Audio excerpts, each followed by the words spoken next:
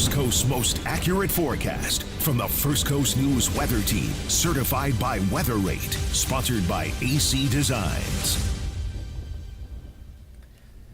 Happy Wednesday, folks. Good afternoon to you, and welcome in once again. I'm meteorologist Ross Puma, joined as always by Chief Meteorologist Tim Deegan. Howdy. Today.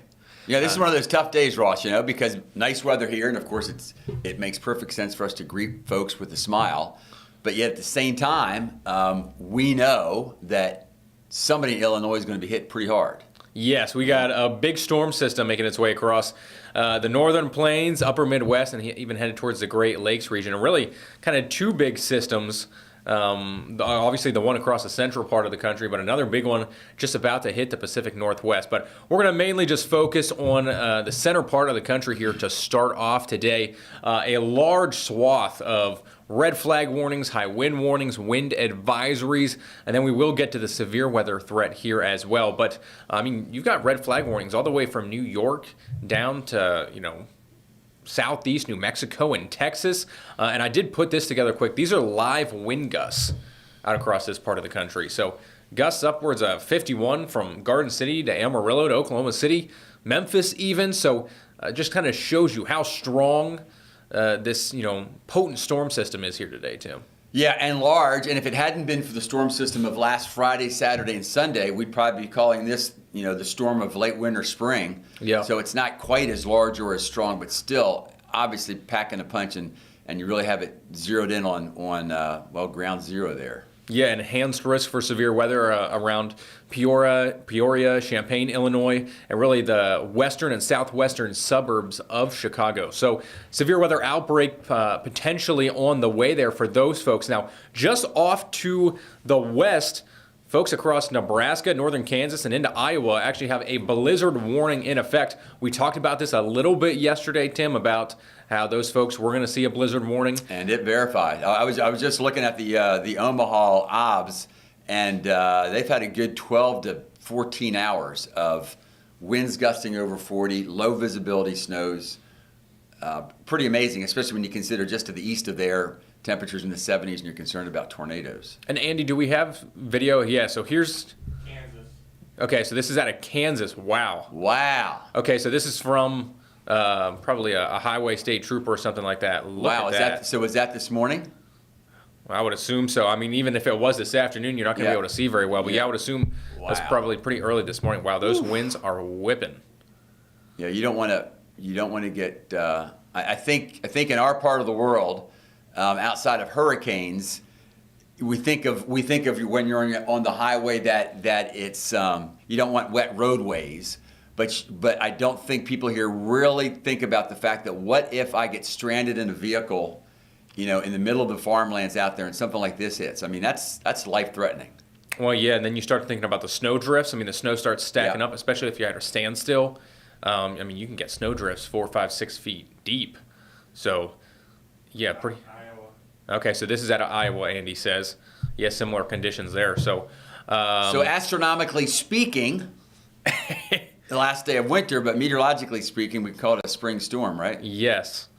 Yeah, I'm sure those folks are probably wishing it was feeling a little bit more like spring right now. Yeah, I have a sister up in Woodbury, and they're like right on the edge. That's outside Minneapolis, and as much as they do love snow, when winter starts, by this time of the year, they're fully ready to get rid of it. But on the other hand, careful what you ask for, right? So people in central Illinois, it feels like spring.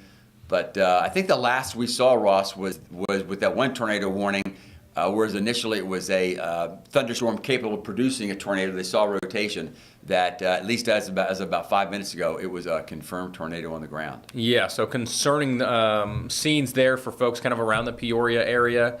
Do you know how to say Chillicothe, perhaps? You just said it, so I'm going to say it just like you said it. Pekin, perhaps, also included in that tornado warning. So more than likely, there will be more of those. There's also severe thunderstorm warning I see just south of that area. So and I guess I want to also mention, Ross, for travelers, although they're forecasting that the tornadic threat will diminish just before it gets to Chicago, this is all, of course, heading to Chicago, which is one of the major hubs. So I don't think Chicago is going to shut down, but still that's going to cause some major delays for a lot of flights late this afternoon and this evening. Yeah, especially considering Chicago's already seeing some rain right now. So, yeah, I think that's a good point. Not necessarily severe weather for Chicago, but still certainly some rain and storms tonight. Different story out here, though. Here we are. Oh.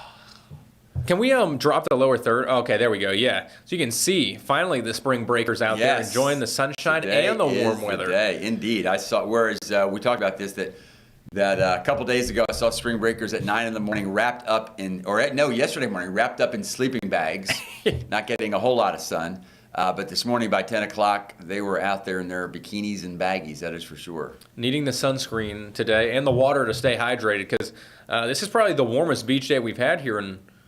I don't know. I guess Saturday was fairly warm. Yeah. A little windy for that, though. Yeah. Not nearly as windy today. No, it's nice. There's a nice light sea breeze out there, so temperatures in the 70s, but still.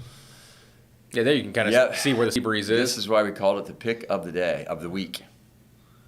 So overall, a pretty nice evening for anyone out there at the beaches or elsewhere across the First throughout Coast. The whole area. Yeah, it's a nice warm evening. Maybe have dinner out on the patio or the back deck. Temperature's really not dropping into the 60s until after sunset tonight, and not going to be nearly as chilly of an evening either.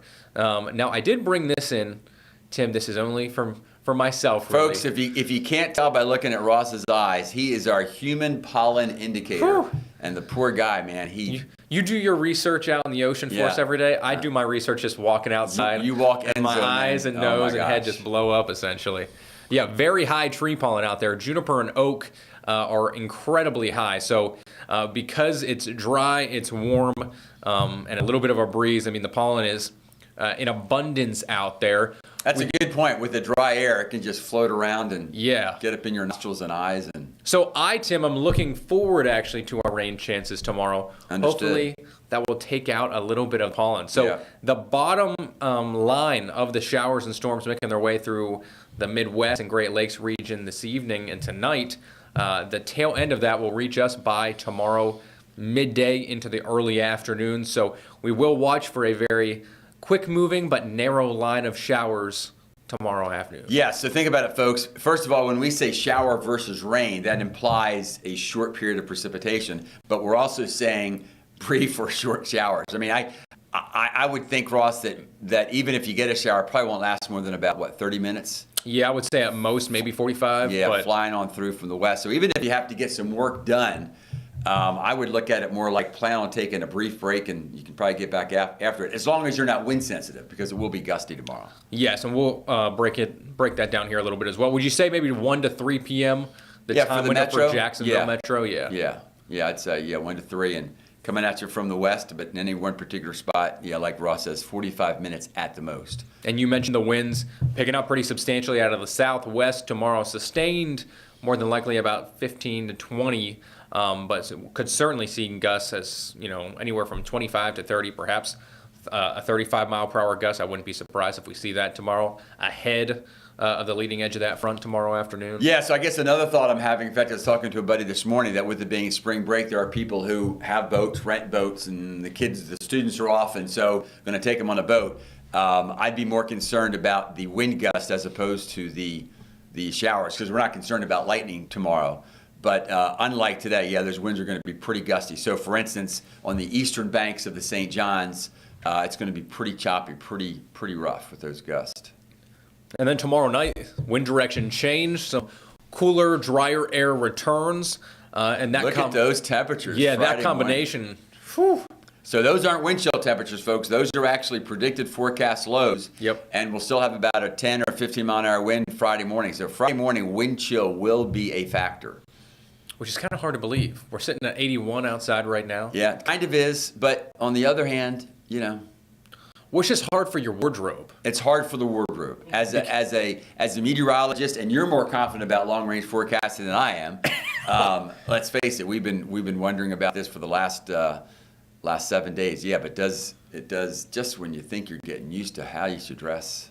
And you got to go back into the closet and get yourself some sweatpants and a winter coat. But you will need sunglasses on Friday if you're looking into the sun. At least it's going to be a bright, beautiful, sunny day.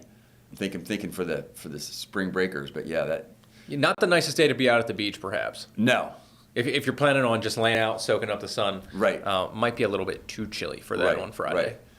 And then the weekend, Tim, honestly looks pretty good. We start to warm back up a little bit, mid 70s for your for your Saturday, mid to upper 70s by Sunday. Then, so Yeah, nice tranquil weekend, really. I mean, in fact, we haven't seen that much. It seems like the storms have been peaking toward the weekends. This particular time looks like that the weekend really probably the nicest 2-day period of the next at least 5 days. yeah, because next week. Monday into Tuesday, we'll be watching kind of for the next storm system to swing on in. It looks like rain is likely Monday afternoon and evening, or at least in the evening. Perhaps some thunderstorms, non-severe more than likely. I think we could see some wind gusts, 30 to 40, maybe 45 miles per hour at the most. Yeah, so it looks like, so just to give folks a reference, so the storm system that Ross was showing on the satellite picture that was hitting the West Coast right now, that's what will be hitting us Monday and Tuesday.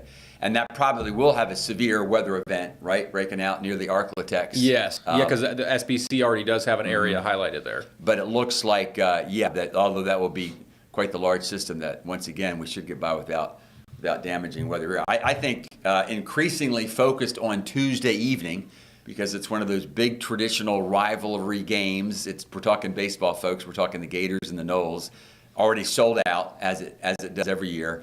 And it looks to us like any precipitation on Tuesday would be early. So at this point, I would say Tuesday evening they're playing ball, right? Maybe just a little bit breezy over there at the ballpark, at Blackstar Ballpark. Yeah, but not too, because it doesn't look like it's going to be a real strong pattern coming in. So maybe not too bad. Is the mayor throwing out the first pitch for that? Did she do that last year? She did that last year. She did, and she pulled a hamstring, and that's it. That's because for those who don't know, she's competitive in nature, and she practiced very hard to make sure her pitch was better than any of the other elected. Okay. And I saw it. I as someone who I think I've thrown in about 20 first pitches, Ross. And you've counted them? You've kept track of them? Well, I tried not to, but all I know is I've tried many times, and I've hit the dirt every time. Really? You've never gotten it there? Well, and people have tried to give me all kind of advice, and I'll get out there and I'll get cocky and Tim, don't worry about getting, and I'll get on top of the mound and try to throw it hard. And do you do the full wind up, like of course, pitch above your head, yes, kick the knee up? And I've been begged by my brothers after about 10 misses, Tim, just throw the ball. You can't do it that way. And so 0 for 20. Hey, and I'm not going to do it again. So. I was gonna say before you retire, I feel like you should do it at least one more time. You've got to have one strike. After the last time, right? after the last time I told them, I said I appreciate the invite, but if I go out there again, it's going to be with the frisbee. The frisbee. I'm used to throwing like that. I'm just not used to throwing like that. Okay. Do you have any other, I guess, tidbits or wise words here with regards to the forecast, Tim? Well, it is a big day because of the Equinox coming up. Oh, yeah? And that's at 5:01, of course, tomorrow morning. I always find it interesting, Ross, so you would think because it's the equinox and the sun is right over the equator, that then our day of our day here of 12 hours of day and 12 hours of night should happen on the equinox, right? And it doesn't. But it doesn't. It happened last Sunday. Yeah. And I've been told by our astronomical friends it's because it's a combination of both the orbit of the sun and moon, of course, are not perfect circles, and the Earth is not a perfect circle. So it's close, but doesn't quite work out that way. So here it is. The folks in Inside Baseball, Ross just created this yesterday. I think it's a great graphic.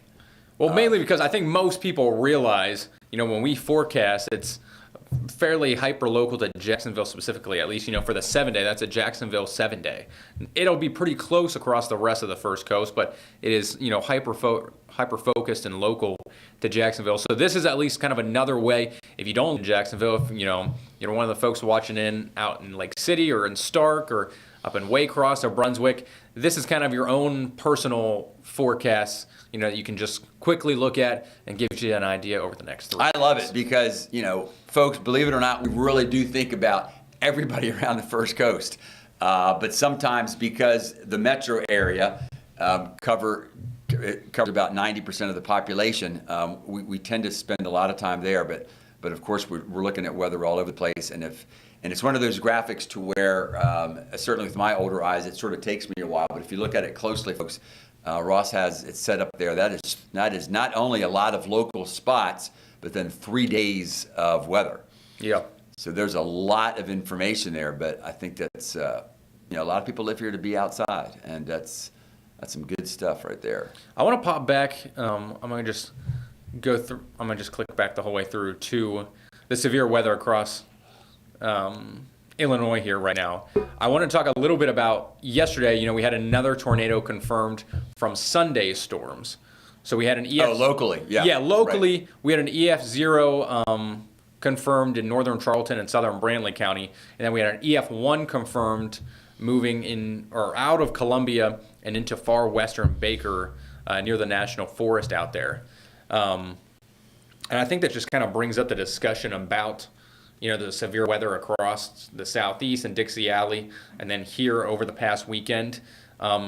No EF5s reported, and I don't believe I saw an EF4. Did you see one? I did. And I know there was discussion that maybe there was one, but I think the peak I saw were all EF3s. Yes, that's all I saw as well. Now, obviously, a lot of widespread deaths. Yes. Around the area, but I'm guessing because we didn't get up to that EF4 level. It's at least in my head, there's not like one particular town that has stood out, right? Like we were talking today about, the Moore City, Oklahoma, or a tornado, or the Joplin. That in my mind, when we are going to talk about that event of the 2025 storm. It's going to be just the widespread nature of it, which I thought you painted really well even before it happened. I mean, you were basically in some form or another, just about every state east of the Rockies and almost to the Appalachians, indicated there was going to be a potential. I noticed just now another tornado warning popped up. Yep. As that cell Let me see if goes through, or maybe just south of Peoria. Yeah. So maybe it went through Peoria without. Well, that's a pretty clear hook echo. You get that scorpion tail look a little bit. Mm-hmm. So yeah, Did right you hear that, folks? The scorpion tail. That's how they talk in Oklahoma. Yeah. I'm trying to think of what are some of the words I use. I shouldn't be smiling during a tornado warning for these folks, but scorpion tail is essentially when you look for that hook down at the very tail end. We also call it sometimes a screaming eagle. Have you ever heard that term before? I haven't heard screaming eagle. I mean, I've heard that term, but not for tornadoes. So that's more so kind of the large swath of rain and hail. Okay. So the screaming eagle's kind of out ahead of it. So that would be all the head rain and stuff kind of from Peoria up through Jubilee. Gotcha. And Chillicothe would kind of be what we would call the screaming eagle. The screaming eagle. We got the scorpion's tail and the screaming eagle. Yeah. But I mean, that does show a fairly defined hook echo, at least on reflectivity. So you can almost see where that inflow notch is just to the south and southwest of Peoria. So what is that town? Pekin? Yeah, Pekin. Pekin. Headed towards Eureka. I do want to just kind of pick your brain a little bit, Tim.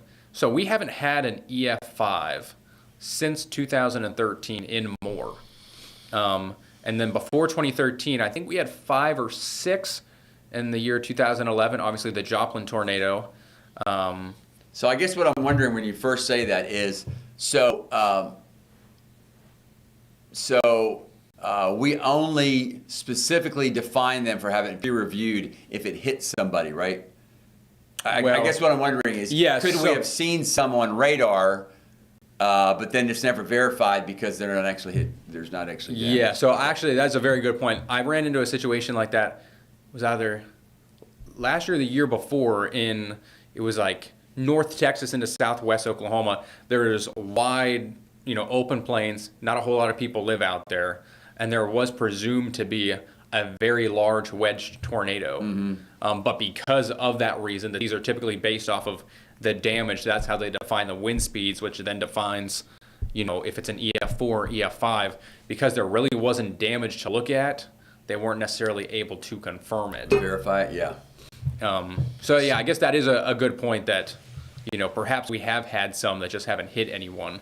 But still, that is interesting that it's been that long, despite the fact what seems like a even more energized atmosphere. Oh, well, and that's kind of what I was getting at. Like I said, 2011, I know Mississippi and Alabama had multiple EF5s. Joplin had an EF5, and then not have one now for, at least that hit a populated area, a confirmed EF5 for now 12 years. Yeah, what are your thoughts on that a little bit? Like, so and I'm just thinking out loud, but the first thing that hops to my mind is if we're in this longer trend, as opposed to just maybe we've had an anomaly over the last 10 years, is that the polar vortex more frequently is pulling away from the Arctic region and then drops down over Canada, Great Lakes, New England, right? We've seen that. And I guess what I'm wondering is if that pattern then inhibits the ability for everything to come together actually for the EF5. Okay. And I guess what I'm envisioning is when that implies that the storm developing out over the plains maybe can't keep going. In other words, it develops, but then it works into sort of a confluent region because you got the strong northwest flow, as opposed to if that wasn't there, you would continue with the southwest flow, and so maybe it wouldn't become confluent. That would be my one thought there. Otherwise, I'm not sure what. Yeah, my only thinking, and this isn't, I mean, it's scientifically based, but I don't know peer review or anything like that. I feel like a lot of the recent EF5s, and again, recent is over the last decade or so. Oh, that must mean we hit our time here. What's Bob saying? Oh, it's blowing in the wind, and the forecast. 15 seconds. Forecast really is blowing in the Hey, wind. I'll make my point tomorrow. Okay. We'll save it until there's tomorrow. the tease. That'll bring you back. All right. He's Chief Meteorologist Tim Deegan. I'm Meteorologist Ross Mumal. Enjoy the sunshine and the warmth. Have a good night.